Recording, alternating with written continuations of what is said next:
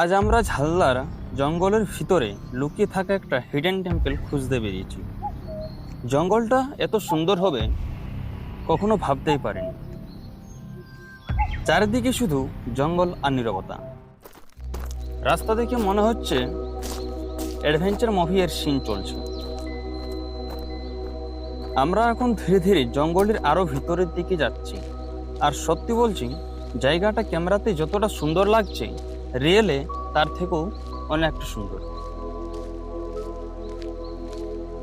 এত ভিতরে একটা টেম্পল আছে, সেটা অনেকেই জানেই না।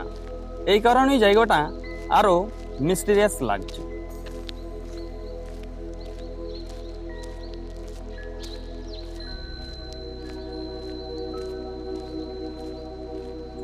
তো বন্ধুরা, আমি একদম মন থেকে বলছি, ঝালদার এই হিডেন প্লেসটা অনেস্টলি অনেক আন্ডাররেটেড। এমন সুন্দর জায়গা আরো এক্সপ্লোর করতে ইচ্ছে করছে আমার।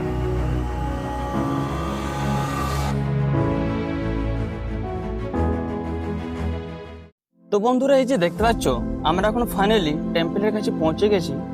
এখানে এসে একটা আলাদাই শান্তি মনে হচ্ছে। তো এই যে দেখতে পাচ্ছ, আমি এখন সিঁড়ি ধরে উপরে উঠছি। তো চলো দেখাচ্ছি তোমাদেরকে পুরো মন্দিরটা। তো বন্ধুরা, মন্দিরটা উঠতেই প্রথমেই দেখি যে কত সুন্দর পাথরের মাঝে গুফার মধ্যে একটি আমাদের সব থেকে প্রিয় যে মহাদেব আছে এখানে। এই যে দেখতে পাচ্ছ কত সুন্দর লাগছে এই জায়গাটা।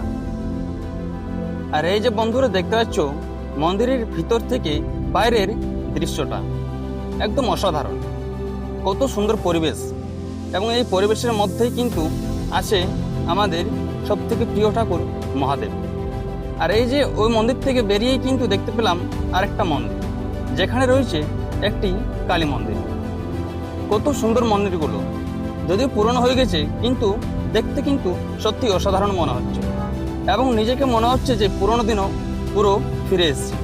আর এই মন্দির থেকে বেরিয়েও কিন্তু আরেকটি ঠাকুরের মন্দির দেখতে পেলাম, যেটা হচ্ছে শনি মহারাজ, এবং তার পাশে যেটা আছে সেটা ঠিক বুঝতে পারলাম না যেটা কোন ঠাকুর বলে।